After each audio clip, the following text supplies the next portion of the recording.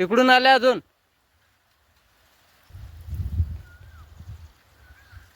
आवाज देते यायले.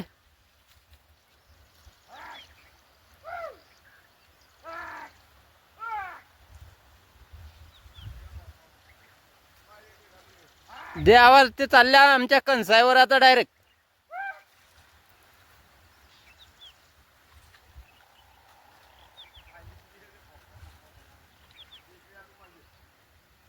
मागे मागच्या अर्धे तिकडे चालले आता अर्धे.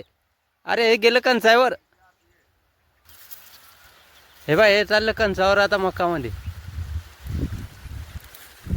हे मक्का.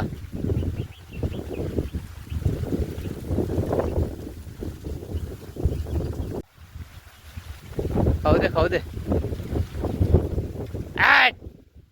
छो छो.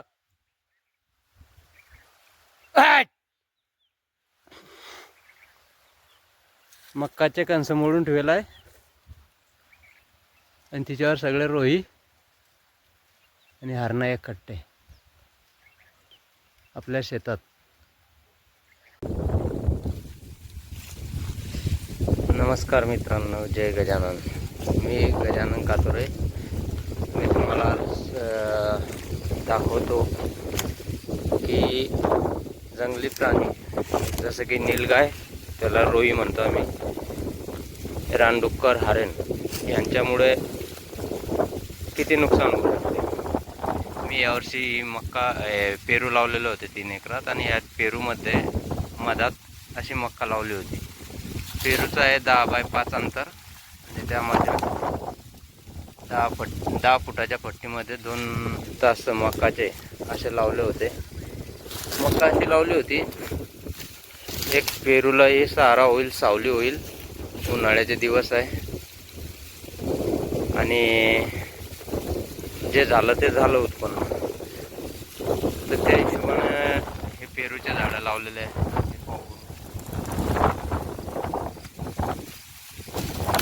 आणि हे मक्काला बऱ्यापैकी असे कणस आले होते. ते कणस आम्ही मक्काचे झाडं माया लावून तोडून घेतले आणि एका ठिकाणी जमा केलं आहे.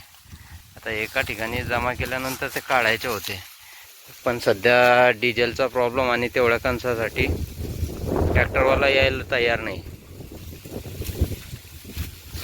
तर या समस्या अशा आहे. आता मी तुम्हाला दाखवतो. ते कणस आम्ही तोडून एका ठिकाणी जमा केले आणि त्यांचं जनावरांनी कसं नुकसान केलं. आता मला ते नाही 20 क्विंटल तरी मक्का झाली असती. आणि आता मी तुम्हाला दाखवतो मक्काचे गंज आणि त्यांचं केलेलं जनावरांनी कसं नुकसान आहे ते. तर मित्रांनो, इथं केले आम्ही मक्काचे कणस जमा केले होते. हे झाकून पण ठेवलेले होते. हे झाड आहे, त्या झाडाचा व्हिडिओ पाहून घ्या तुम्ही. हे मक्काचे कणस होते इथं आणि ह्या मक्काच्या कणसावर हरणा, डुक्कर आणि नीलगाय, रोही एक साथ एक सोबत कणस खात होते. कारण की आता हे मी काढतोय. हे झाकून पण ठेवलेले होते पहिले. आम्ही आता सगळं काढलेलं आहे. इथं काहीच मक्का आलेले नाही, काहीच कणसर आलेले नाही. पूर्ण 100% समजा हे नुकसान झालेलं आहे. कारण की डिझेल नसल्यामुळे ट्रॅक्टर लवकर आलं नाही. त्याच्याजवळ डिझेलही नाही. बऱ्याच जणांना म्हणलं उद्या येतो परवा येतो अशा याच्यात हा मक्का काढायचा राहून गेला. आणि नीलगाय, रानडुक्कर आणि हारा यांनी पूर्ण पस्त केलेलं. नीलगाय, रानडुक्कर हे वरचा खात होते आणि हे खाली पडलेला जो आहे मातीतला, हे पूर्ण हारणा वेचत होत्या मातीतला मक्का. तुम्ही पाहू शकता. मी त्यांचा व्हिडिओ काढलेला आहे. डुक्कर नव्हते त्यात, पण हरणा आणि नीलगाय नक्कीच आहे. या साईडने व्हिडिओ काढलेला आहे. असं आहे. आणि इथे